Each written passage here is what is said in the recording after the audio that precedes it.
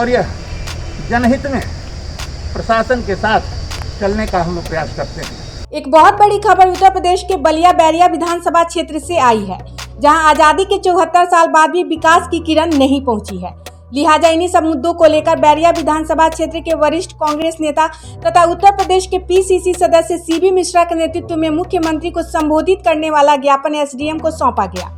इस संबंध में कांग्रेस के वरिष्ठ नेता ने बताया कि गंगा नदी के पार बिहार बॉर्डर पर नौरंगा गांव आजादी के इतने साल बाद भी अपनी आधुनिक मूलभूत सुविधाओं से काफी दूर है। 20वीं सदी की भारत की चर्चा हो रही है, जोर शोर से हो रही है।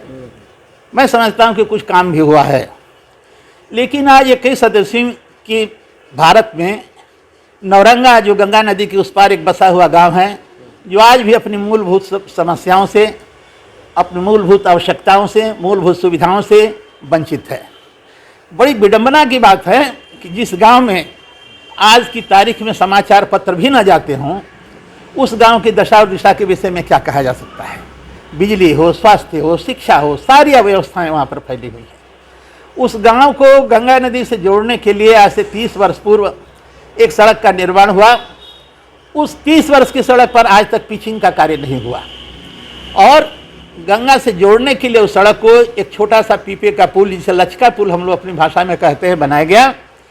हर वर्ष ये पुल बनता है और हर वर्ष पानी जब गंगा नदी में आ जाता है तो अपने आप वो समाप्त हो जाता है। इस वर्ष भी 2 महीने पहले ही अभी वो लचका पुल बनाया गया और लचका पुल न आंधी आई न तूफान आया, रातों रात 10 दिन पहले वो ढह गया।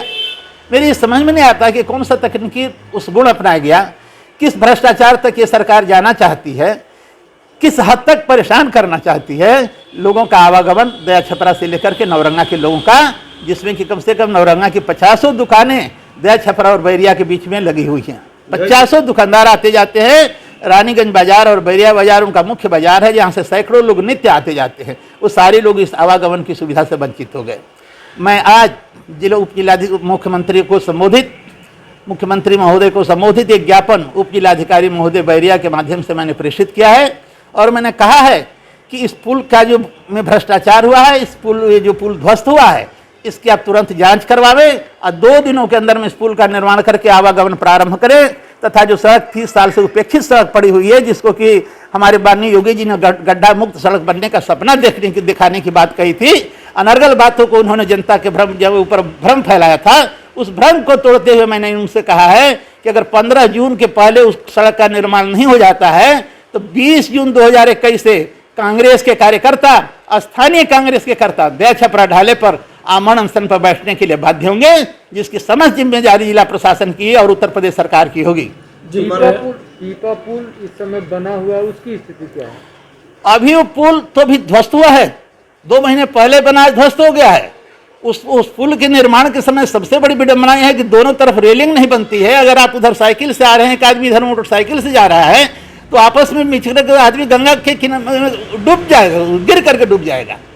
वहीं इस संबंध में नौरंगा गांव के पीपा पुल के बारे में पूछे जाने पर बैरिया एसडीएम प्रशांत कुमार नायक का कहना है कि पुल निर्माण को लेकर काम शुरू किया जा चुका है, साथ ही चेकर प्लेट और रेलिंग बनाने की तैयारी हो रही है। ग्रस्त हो गया है, आवागमन बाधित हो गया है, क्या उस पर प्रक्रिया है सर?